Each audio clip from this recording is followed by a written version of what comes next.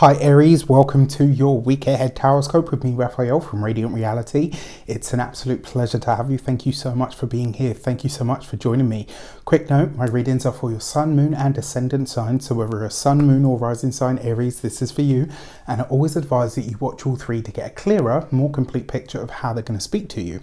With that said, remember they are general readings. Not everything's going to resonate with everybody, and that is just fine. You should always use your own discernment. Before we start, as always, I would like to bless my decks of cards with all forms of love, light, peace, prosperity and abundance, and I pray that the messages that come through are ultimately clear and concise and they help you on your path to your highest vibrational good.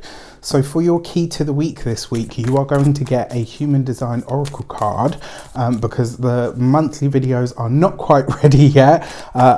Rafi's had a lot on. All right, so your key to the week this week is the gate 60 and limits.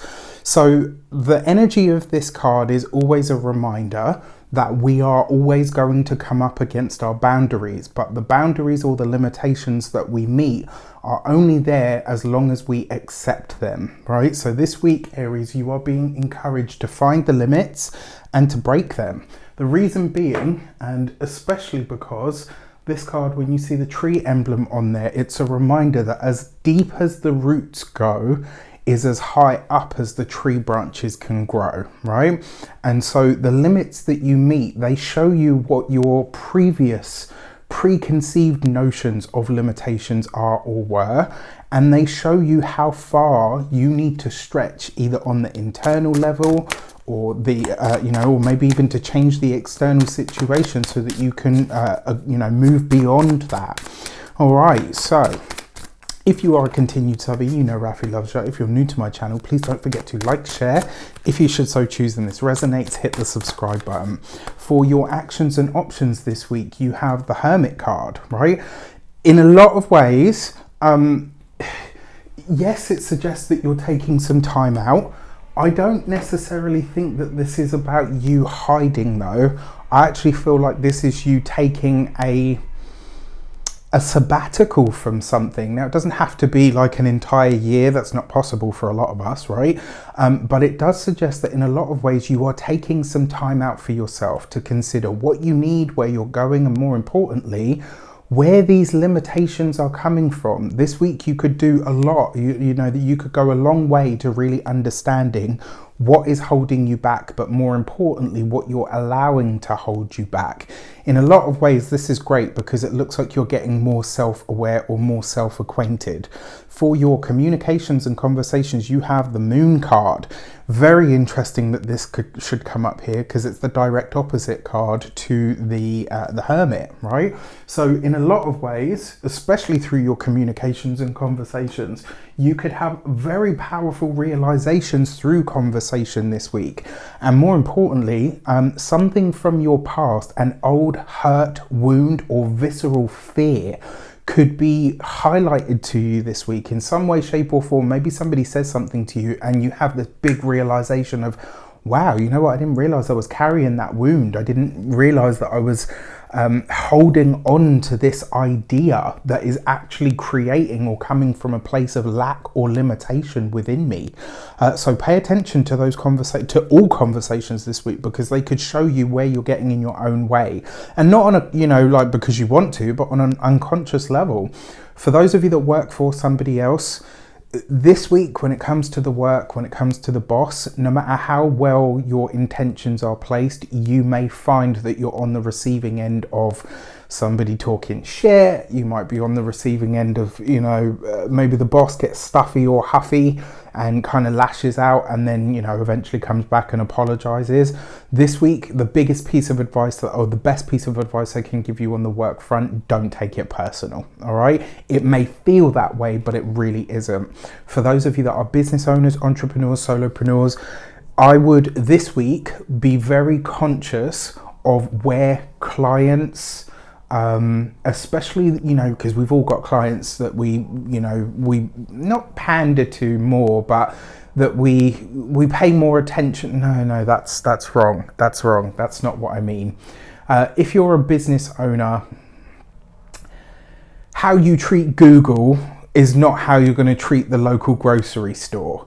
Do you know what I mean? Like, and that's this. If you're a business owner this week, you might find that your biggest client or bigger clients are demanding more from you. And because you've got the moon card there, you know, at first you might be confused about sort of saying no or putting them in their place.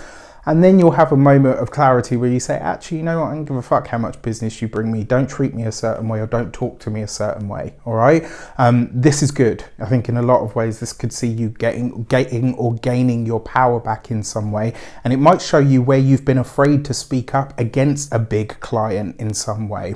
Now, when it comes to those of you that are retired or no longer working, that moon card is probably going to speak to something very deep in your past, right? If you're retired or no longer working for any reason, something from your deep past could come up this week that really speaks to you, that really kind of says, wow, I didn't realize this about my parents had really affected me, or oh my gosh, like I didn't realize that thing that happened to me when I was 14 I was still carrying.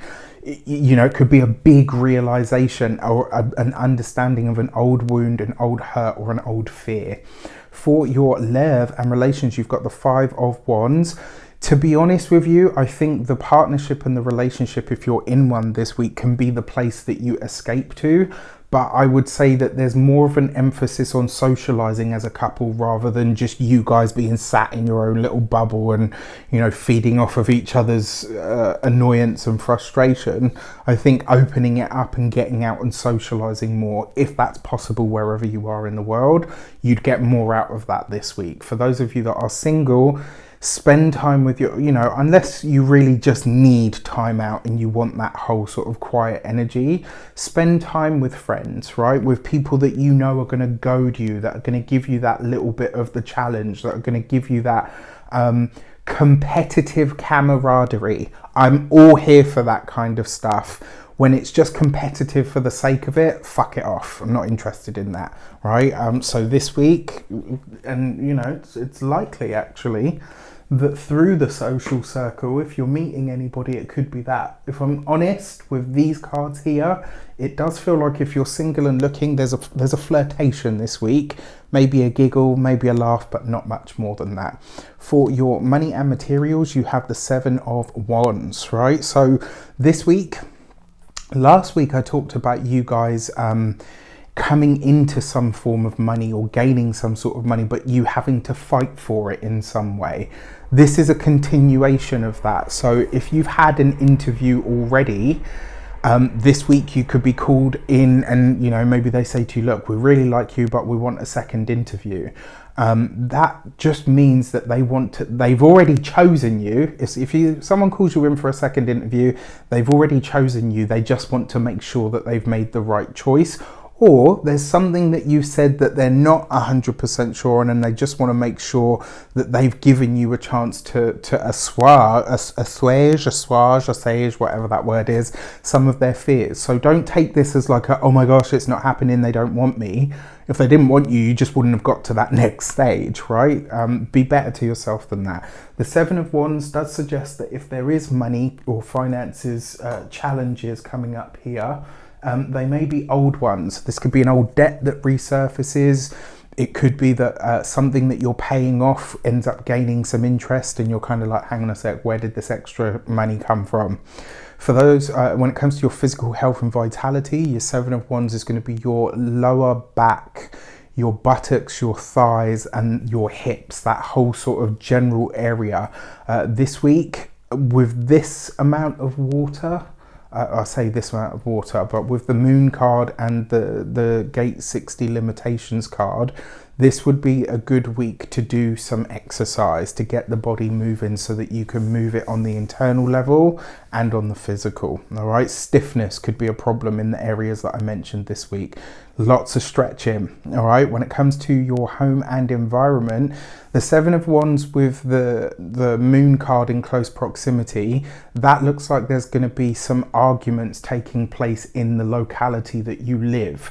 I don't think it necessarily has anything to do with you, but it is something that you appear to be witnessing, you know, or maybe even bought into that you don't want to be.